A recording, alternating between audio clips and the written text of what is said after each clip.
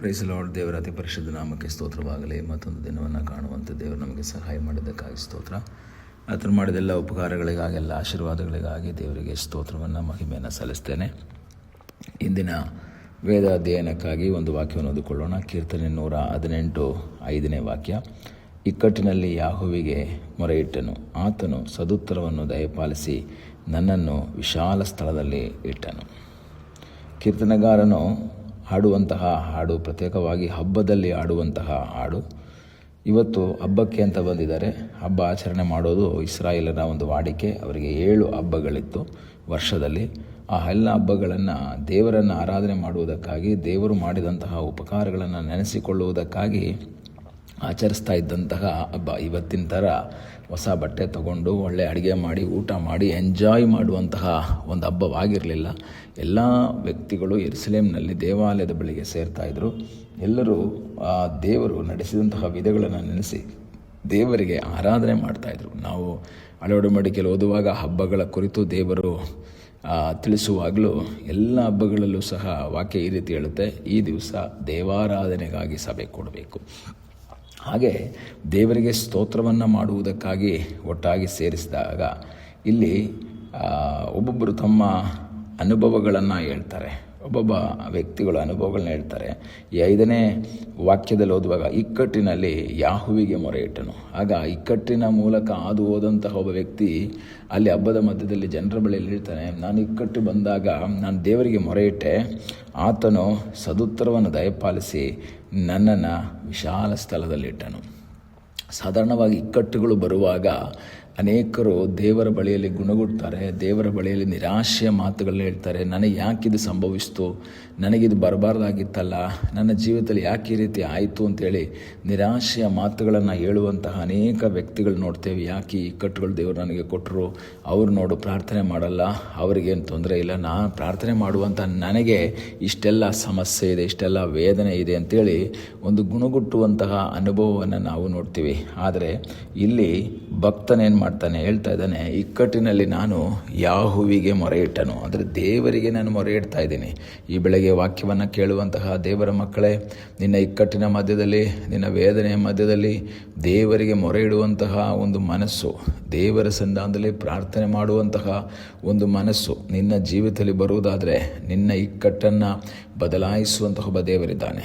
ನಿನ್ನ ಇಕ್ಕಟ್ಟಿನಿಂದ ನಿನ್ನನ್ನು ಬಿಡಿಸುವಂತಹ ಒಬ್ಬ ಕರ್ತನಿದ್ದಾನೆ. ನಿನಗೆ ಸಹಾಯ ಮಾಡುವ ಸರ್ವಶಕ್ತನಾದ ಒಬ್ಬ ದೇವರಿದ್ದಾನೆ. ನಿನ್ನ ಇಕ್ಕಟ್ಟಿನಿಂದ ಬಿಡಿಸುವುದು ಮಾತ್ರವಲ್ಲ, ನಿನ್ನ ಜೀವಿತದಲ್ಲಿ ನಿನ್ನ ಪ್ರಾರ್ಥನೆಗೆ ಉತ್ತರ ಕೊಡುವುದು ಮಾತ್ರವಲ್ಲ, ಸದುತ್ತರವನ್ನು ದಯಪಾಲಿಸಿ ನಿನ್ನನ್ನು ವಿಶಾಲ ಸ್ಥಳದಲ್ಲಿಡ್ತಾನೆ. ಇಂದಿನ ಇಕ್ಕಟ್ಟುಗಳನ್ನು ನೀಗಿಸುವ, ಇಂದಿನ ಇಕ್ಕಟ್ಟುಗಳಿಗೆ ಪರಿಹಾರ ಕೊಡುವ ಒಬ್ಬ ಸರ್ವಶಕ್ತನಾದ ದೇವರಿದ್ದಾನೆ. ಈ ದಿವಸ ಕರ್ತನ ಮುಖವನ್ನು ನೋಡುತ್ತಾ ಹೇಳಬೇಕು, ದೇವರೇ, ನನ್ನ ಇಕ್ಕಟ್ಟುಗಳಿಂದ ನನ್ನನ್ನು ಬಿಡಿಸಿದಂತಹ ದೇವರನೇನಾಗಿದ್ದೀಯ. ದಾವೀದನು ಹೇಳ್ತಾನೆ, ನನ್ನ ಎಲ್ಲ ಇಕ್ಕಟ್ಟುಗಳಿಂದ ಬಿಡಿಸಿದಂತಹ ಸರ್ವಶಕ್ತನಾದ ದೇವರೇ ಅಂತ. ಹೌದು, ಅವನ ಇಕ್ಕಟ್ಟುಗಳಲ್ಲಿ ದೇವರು ಬಿಡುಗಡೆ ಕೊಟ್ಟರು. 1 ಸಮುವೇಲ 30ನೇ ಅಧ್ಯಾಯದಲ್ಲಿ ನಾವು ನೋಡ್ತೇವೆ, ದಾವೀದನು ಬಲು ಇಕ್ಕಟ್ಟಿನಲ್ಲಿ ಸಿಕ್ಕಾಕೊಂಡ. ತನ್ನ ಹೆಂಡತಿ ಮಕ್ಕಳನ್ನೆಲ್ಲ ಅಮಾಲೇಕ್ಯರು ಬಂದು ಕೈವಶ ಮಾಡ್ಕೊಂಡು ಹೋದಾಗ ದಾವೀದನು ಬಲು ಇಕ್ಕಟ್ಟಿನಲ್ಲಿ ಸಿಕ್ಕಾಕೊಂಡ. ಕಾರಣ ಜೊತೆಗಿದ್ದವರು ಕಲ್ಲೆಸೆಯಕ್ಕೆ ಬಂದರು. ಕಲ್ಲೆಸೆದು ಅವನನ್ನು ಕೊಲ್ಲುವುದಕ್ಕಾಗಿ ಪ್ಲ್ಯಾನ್ ಮಾಡಿದ್ದಾರೆ. ದಾವೀದನು ಬಲು ಇಕ್ಕಟ್ಟಿನಲ್ಲಿದ್ದಾಗ ಅವನು ಹೇಳ್ತಾನೆ, ಏಫೋದನ್ನು ತೆಗೆದುಕೊಂಡು ಬಾ ಅಂತೇಳಿ ದೇವರ ಸನ್ನಿಧಾನದಲ್ಲಿ ಪ್ರಾರ್ಥನೆ ಮಾಡ್ತಾನೆ. ದೇವರು ಅವನ ಇಕ್ಕಟ್ಟುಗಳಿಂದ ಬಿಡಿಸಿ ಅವನ ನಷ್ಟಗಳನ್ನೆಲ್ಲ ಅವನಿಗೆ ಪುನಃ ದೊರೆಯುವಂತೆ ಮಾಡಿದರು ಎಂಬುದಾಗಿ 1 ಸಮುವೇಲ 30ನೇ ಅಧ್ಯಾಯದಲ್ಲಿ ನಾವು ನೋಡ್ತೀವಿ. ಪ್ರಿಯ ದೇವರ ಮಕ್ಕಳೇ, ನಮ್ಮ ಜೀವಿತದಲ್ಲಿ ಇರುವಂಥ ಇಕ್ಕಟ್ಟುಗಳಲ್ಲಿ ನಿರಾಶರಾಗದೆ, ಗುಣಗುಟ್ಟದೆ, ಬೇಸರಗೊಳ್ಳದೆ, ಕರ್ತನ ಮುಖವನ್ನು ನೋಡುತ್ತಾ ಕರ್ತನ ಸನ್ನಿಧಾನದಲ್ಲಿ ಪ್ರಾರ್ಥನೆ ಮಾಡುವುದಕ್ಕೆ ತಯಾರಾದರೆ ನಿನ್ನ ಇಕ್ಕಟ್ಟುಗಳನ್ನು ಬಿಡಿಸುವುದಕ್ಕೆ ಒಬ್ಬ ದೇವರಿದ್ದಾನೆ.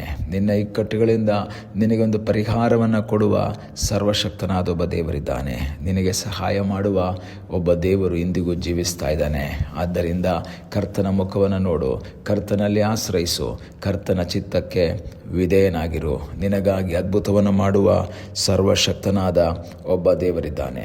ದಾವೀದನನ್ನು ಎಲ್ಲ ಇಕ್ಕಟ್ಟುಗಳಿಂದ ಬಿಡಿಸಿ ಇಂಬಾದ ಸ್ಥಳದಲ್ಲಿ, ವಿಶಾಲ ಸ್ಥಳದಲ್ಲಿಟ್ಟಂತಹ ಆ ದೇವರು ನಮ್ಮ ಜೀವಿತದಲ್ಲೂ ಸಹ ಅದ್ಭುತವನ್ನು ಮಾಡುವುದಕ್ಕೆ ಶಕ್ತನಾದ ಒಬ್ಬ ದೇವರಾಗಿದ್ದಾನೆ.